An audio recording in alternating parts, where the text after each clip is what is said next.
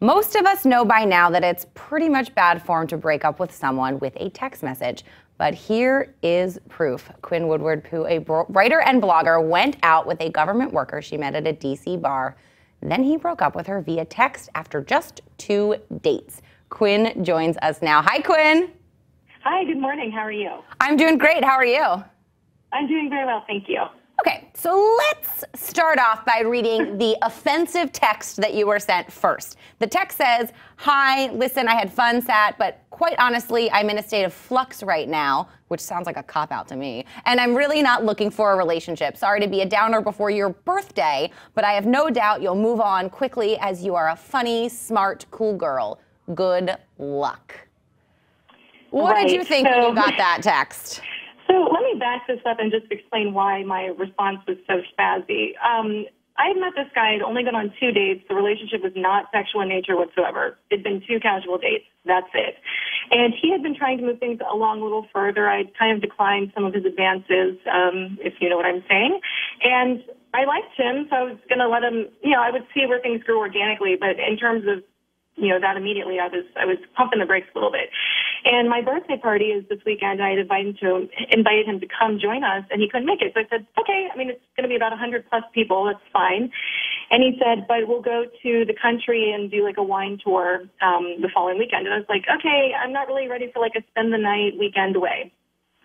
If we could just, make it a singular day thing, which we did. So I had been the one kind of slowing things down. Then I get that text out of nowhere that said, I'm not ready for a relationship. And I'd already broached that conversation with him and told him I wasn't ready for a relationship. That is where that entire conversation came from. I did not just randomly spaz on someone telling me he wanted to break up with me. For people who haven't read this article yet, which is below in our resource file for you to check out, can you tell us exactly what your response was to this? Because I think it's pretty funny. Yeah, so first of all, I'm a writer, and I love hyperbole, I love exaggeration, I like to be outrageous. That's how I got 2 books published about that kind of thing. I document my life. When people ask me, you're 25, you have 2 memoirs, how did you do that? It's because I live a life like this, and I write about it. So he had sent me inappropriate texts, which, well, for one thing, they're inappropriate. For another, they're unsolicited and kind of aggressive, also on a government phone, which is illegal. And I just had so much frustration in me for that day. He texted me Monday morning with this, and I sat through the entire day Monday being like, I can't believe I just got dumped by someone I wasn't even seeing. The presumption that he could even have that power to dump me really was what frustrated me. So I crafted a text, and I was just like, I'm not going to, take this line down. This is why this story has gotten so popular, because women have been there, men have been there. It's relatable on both sides of the gender line. And so I wrote this text. I was very offended by the condescending tone of his text. Starting anything by listen, that is very rude to me. Calling me a girl was very awkward because he's, mid-40s and I'm 25, now 26, and it just seemed very condescending. So, I decided to have a little fun with it, make him scared, make him as frustrated as I was for 24 hours, and to blog about it. He knew I was a blogger. He had both of my books. He knew that I wrote really extreme things. And I can guarantee you that I did not send this text. He is still soundly employed.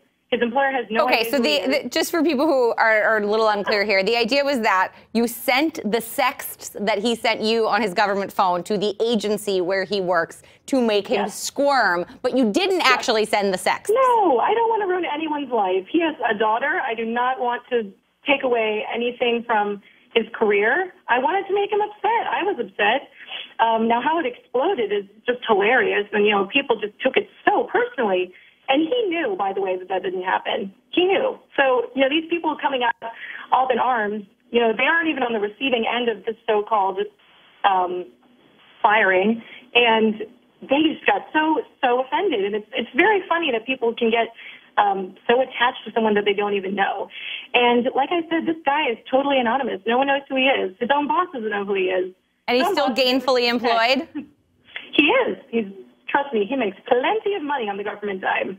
Quinn, I want to read your response text really quickly. Okay, You go for it. responded, "Thanks for your consideration about ruining my B-Day. As a 25-year-old with 2 published books and a condo, the relationship plan between us after 2 dates was to be the highlight of my life. Though unsolicited and completely unrequited, I thought the taxpayer-funded sexts from your agency Blackberry were sweet. But your executive committee may think the screenshots of your messages I sent them are a little," and the bottom part gets cut off, so I don't know what those last words are. Oh, it just says that they're a little cheesy. But I mean, that is a hysterical text. What did he respond to you? Oh, like I've always said, men who like crazy bitches like crazy bitches. I mean, he saw that coming. He knows me, and things are just fine. Don't worry. Okay, so at the end of the day, you didn't actually do it. You just wanted to make him squirm. Lost a job. But Quinn, no one lost a job. What do you think of the future of your dating life when you meet a nice guy and he Googles you and this crazy stuff pops up? You know, crazy stuff popped up before this. I wrote 2 books where I wrote a lot about my love life. Now, this obviously has much more attention, but this is nothing new. I've always done this. And, you know, the right guy will be fine with it. Trust me, plenty of people come out of the woodwork being like, "You're a little psycho," and I think I like it. If you're ever in California, if you're ever in London, if you're ever in South Africa, you know, I've gotten tons of emails like that. You know, people should take things with a grain of salt and not freak out quite so much, especially when they don't know the full story. They don't have the context. Because, of course, this inevitably got chopped down to 2 screenshots, and that's it. Some people didn't even bother reading the backstory. And, you know, that's fine. This is the internet. That's sort of the beauty of it. Well, Quinn, thank you so much for providing that context and for joining us. Best of luck in your dating world, which I don't think you need because it sounds like everybody loves themselves a little crazy sometimes. I had a date last night. Good luck with that, Quinn. Thank you so much for joining us. Thank you. Have a good day. You too.